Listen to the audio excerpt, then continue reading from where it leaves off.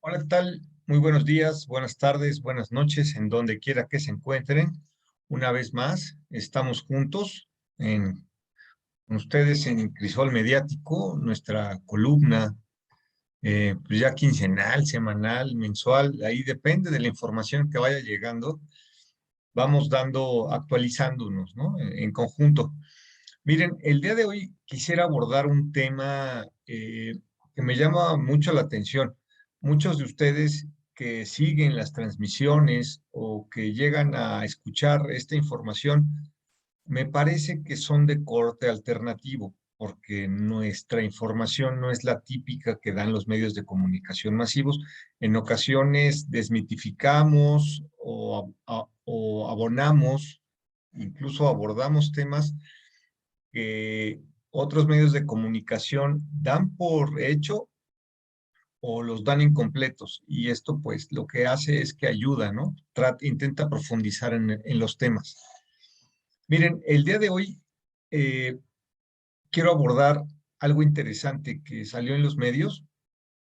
Es eh, una evaluación entre los dos distintos tipos de ver la política económica de los bloques que se están dando. Actualmente sabemos que hay un conflicto entre dos bloques. O sea, ya sabemos, la- quizá a Estados Unidos no le ha quedado tan claro que hay un bloque que ya incide en la política mundial, que es el bloque Rusia, China, Irán, India. Este bloque contra el bloque occidental de Estados Unidos y sus aliados. Sin embargo, como sabemos que Estados Unidos siempre ha funcionado como un hegemón, bueno, no siempre, desde los años 60 digamos que se le reconoció después de la caída del muro de Berlín, porque ya ahí el comunismo cae.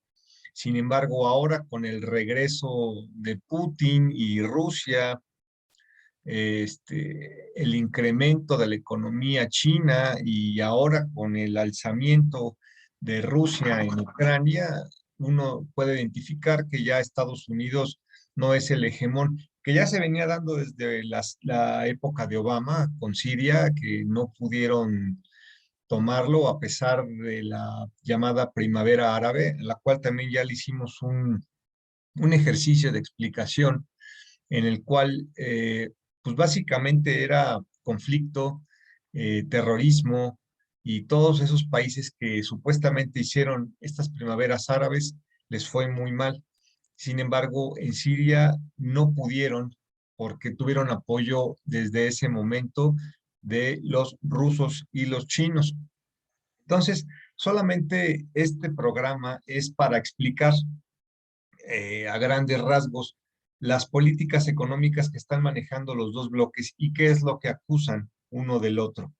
En este caso, nos vamos a ir un poquito con la versión no occidental para que ustedes más o menos vayan conociendo qué es lo que está en juego y qué es lo que, digamos, en dónde estamos parados, para que ustedes también tengan una visión más amplia de lo que está sucediendo en nuestro presente.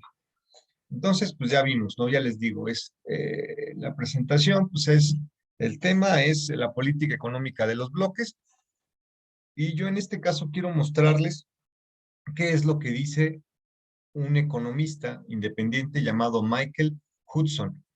¿Sí? Este señor ha sido retomado, no es que yo me lo haya sacado de la manga, este señor ha sido retomado incluso por documentales hechos en Estados Unidos en el que se acusa a Estados Unidos de la financiarización de la globalización. Miren, voy a compartirles pantalla así rápidamente para que vean los, qué es lo que ha hecho este señor. Déjenme ponerle aquí share. Share, ahora sí. Miren, esto. Este es el libro del cual voy a hacer referencia. Se llama Destiny of Civilization, Finance Capitalism, Industrial Capitalism o Socialism, de Michael Hudson, ¿sí? El destino de la civilización. Es el que está, digamos, en boga de lo que está hablando del presente. Y pues bueno, aquí más o menos es de lo que trata. Aquí lo importante, miren, este es el señor, en Wikipedia, para que vean que les digo, no me lo saqué yo de la manga. Este es su fotografía, es norteamericano, ¿sí? Es profesor universitario, es independiente y les digo, hay documentales al respecto. Aquí se los dejo de distintos autores, ¿sí? Para que ustedes también vayan haciéndose, este es el que estaba yo, algunas ya están en YouTube, ¿sí? También se le denomina que es un post-keynesianismo, ¿no? Lo que él maneja. Déjenme dejar de compartir, ya les di el dato, ahí están las películas, algunas las encuentran en YouTube, por si están interesados. Déjenme ver cómo me salgo del Stop Share. Ya está. Ahora, la idea de este señor es prácticamente del financierismo global de Estados Unidos, o de la anglósfera, es pretender financierizar la economía mundial, ¿sí? A través de préstamos. Sucede que en pequeña escala, como lo comenta en algunas películas o documentales, es a la gente le meten fácilmente el poderse embarcar en tarjetas de crédito y de esta forma ya uno gasta dinero que no, que ni siquiera tenía capacidad para pagar y posteriormente queda endeudada la persona para pagar en muchos años. Pero a su vez, estos bancos, como son de Estados Unidos, venden esta deuda a otras entidades financieras de la misma anglósfera que les van comprando esa deuda. Y en ocasiones son deudas tóxicas, así les denominan también, o sea, deudas impagables.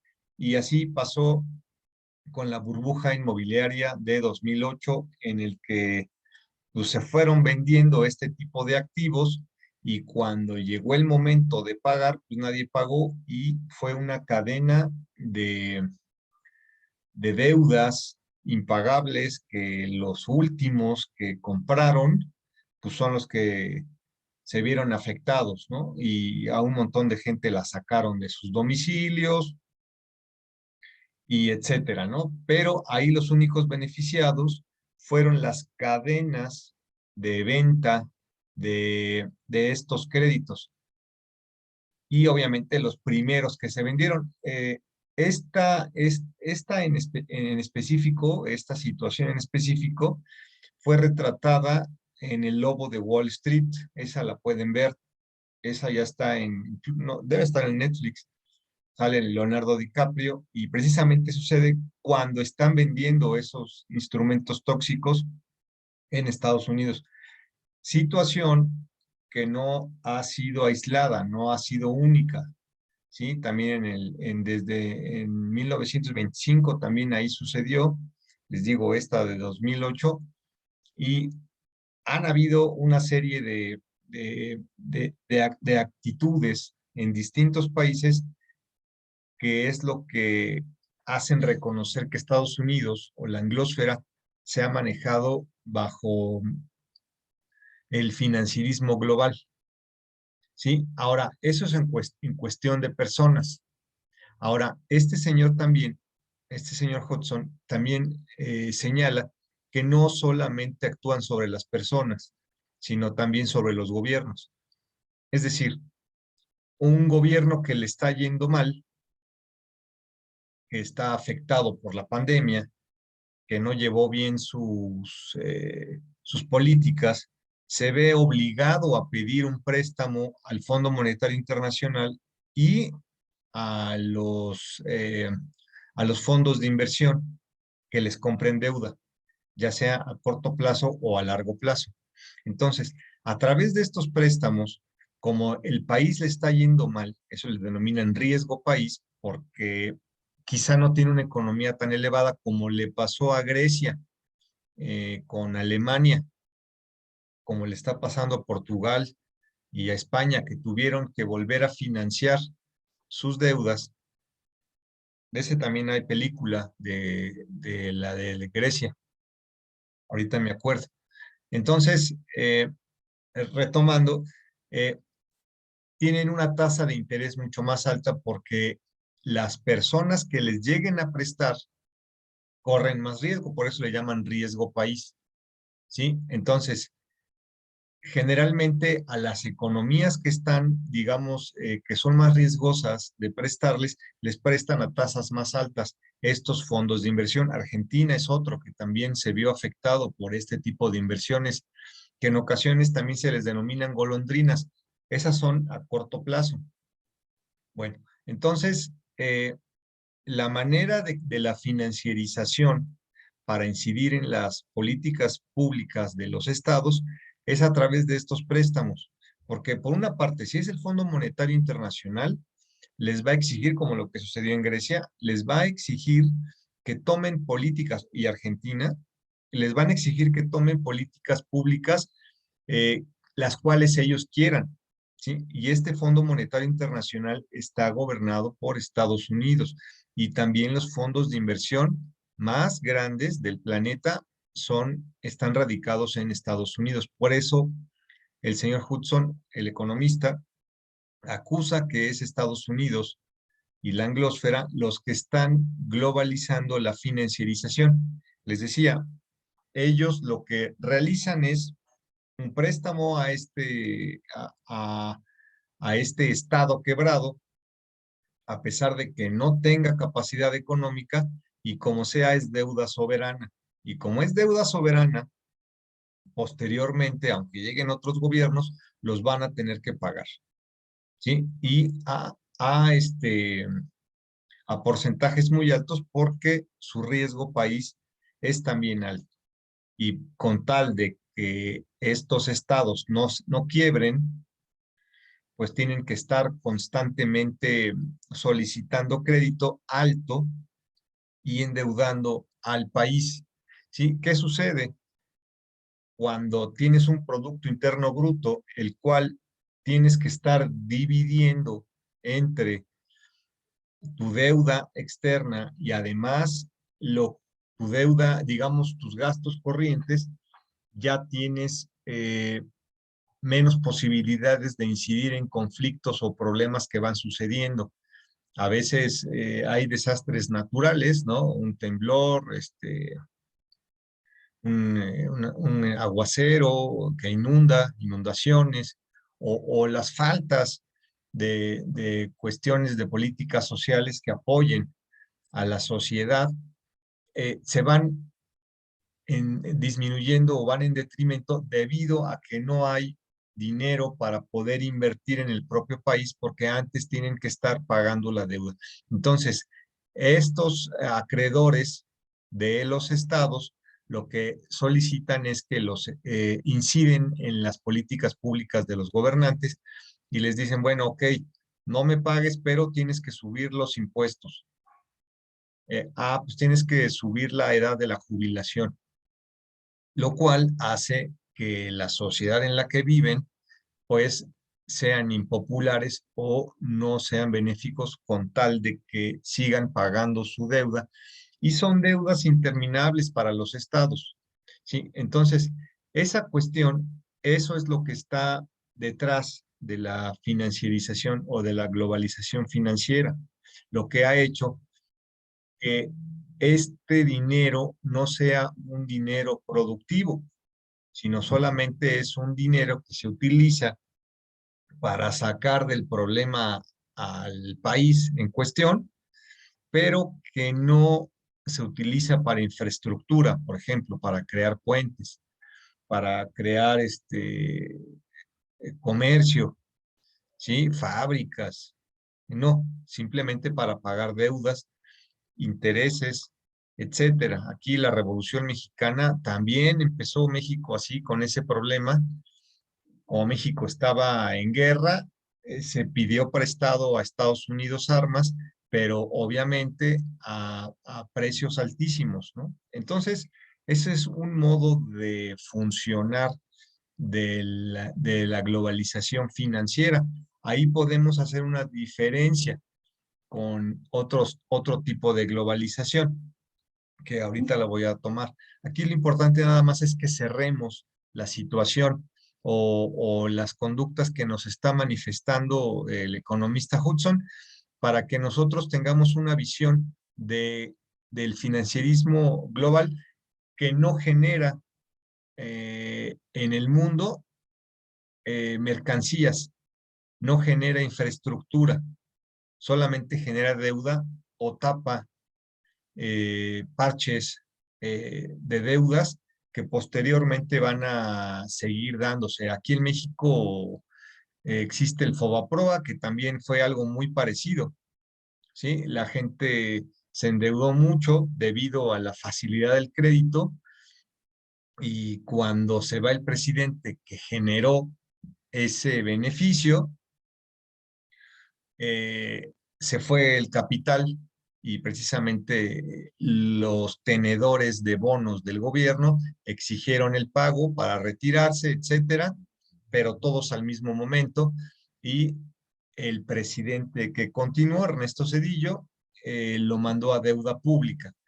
Ya se ha conocido un poco al respecto y se comenta que el 70% de estos créditos viene solamente del 10% de deudores, de empresas deudoras. Es decir, que la mayoría del capital que se solicitó como préstamo viene de pocas empresas, ¿sí? Entonces, también se presta mucho a una especulación de robo de la propia sociedad, a la sociedad, ¿no? Porque les están prestando dinero que quizá no tenían y después lo convierten en deuda pública. Y esto hace que incidan en las decisiones gubernamentales, como ya les comentaba, de que tienen que subir o bajar impuestos o decisiones impopulares a la sociedad, como lo que ha venido sucediendo en Europa, en Grecia específicamente, España y Portugal.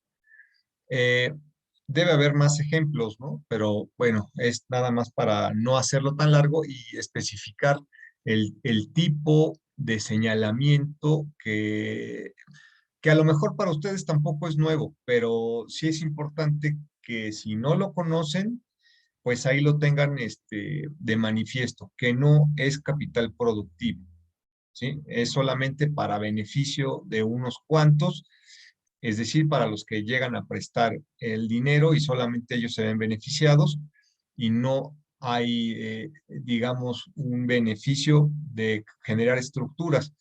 Por ejemplo, Keynes, después de la Segunda Guerra Mundial, se les pide que generen un estado de bienestar para que contrarreste lo que estaba haciendo Rusia con el comunismo y además generen otra vez economía, ¿sí? Entonces, la manera en que se realizó esto es a través de la construcción, ¿sí? Entre más se construye por parte del Estado, se genera empleo. O sea, digamos que el elemento que genera más economía dentro de un Estado es la construcción, ¿sí? Compra de varilla, compra de cemento, dan empleo, compran uniformes, estos a su vez van y compran, consumen, los de los cementos también.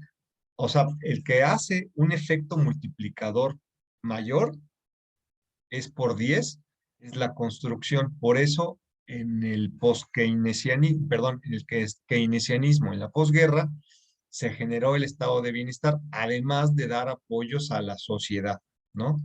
Y eso es lo que ahorita es lo que parece que está tomando relevancia, porque el financierismo global ya está en la decadencia. Eso es lo que algunos autores están manejando, incluso es lo que se dice que comentaban en el foro de Davos que se acaba de realizar en el mes pasado, en mayo, ¿sí? En el que ya viene de bajada en todos los países el, el financierismo global, y ya la gente está prefiriendo, eh, eh, o más bien los estados están prefiriendo un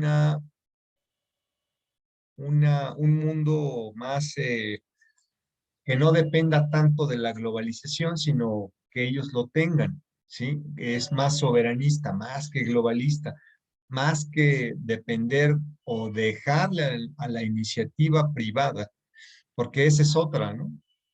Al momento de que los estados no pueden pagar, empiezan a entregar los recursos estratégicos de sus países con tal de poder pagar las deudas. Entonces, esos recursos económicos se van a los privados, y los privados son los que toman las decisiones por ellos en los estados, ¿no?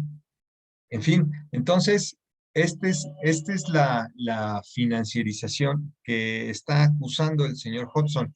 Ahora, por su parte, tenemos, digamos, el llamado post-keynesianismo, que es el que se está ahorita, digamos, en boga, reconociendo. Se quiere volver a llegar a esos puntos al que les comentaba de la Segunda Guerra Mundial, en el que haya productividad, lo que genere empleo, y que no solamente se vaya a una de las partes.